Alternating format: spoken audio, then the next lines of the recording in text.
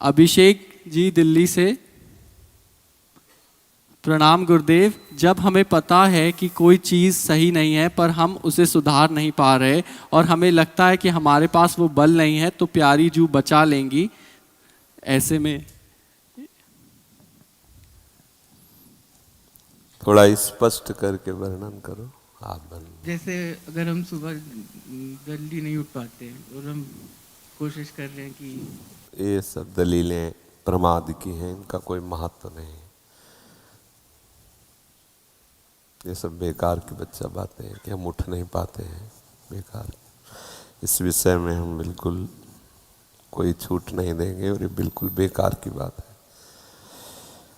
क्यों नहीं उठ पाते हैं? हमारा उद्देश्य भगवत प्राप्ति है, हमें नींद आ जाए, हम ऐसे प्रमाद स्थिति में, कभी शरीर बीमार हो तो बात अलग नहीं। कैसी बात करते हो?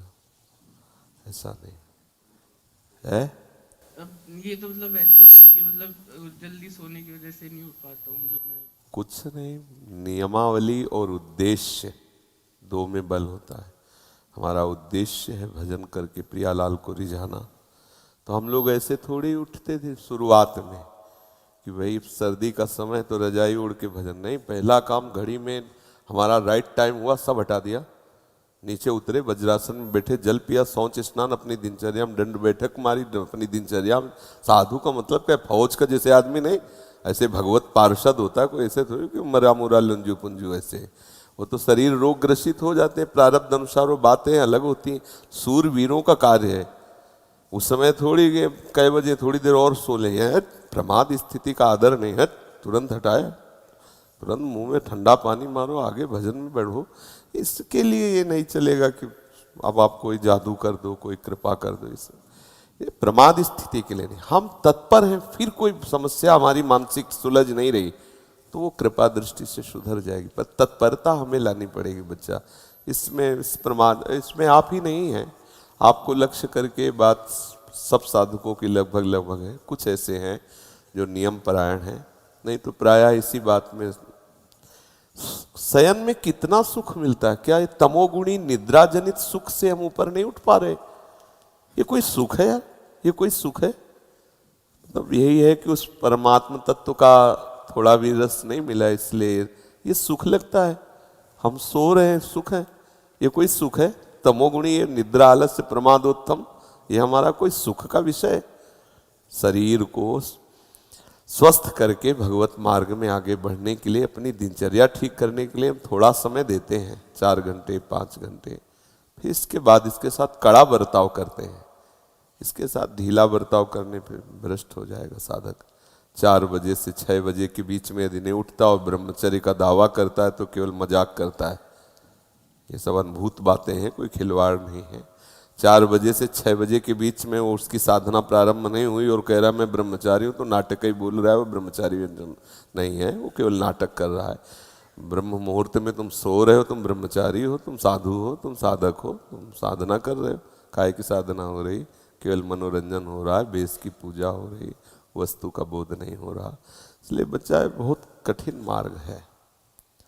और कुछ दिनों के बाद ऐसा अभ्यास हो जाता है जैसे शरीर रोग से ग्रसित हम बैठ नहीं सकते, लेकिन एकदम बिल्कुल फ्रेश हो गए इंद्रियां और मंत्राकार वृत्ति शुरू। अभ्यास में बहुत बड़ा दम होता है बच्चा, तो अभ्यास करो। और इस अवस्था में ये प्रश्न सवाल नहीं उठता है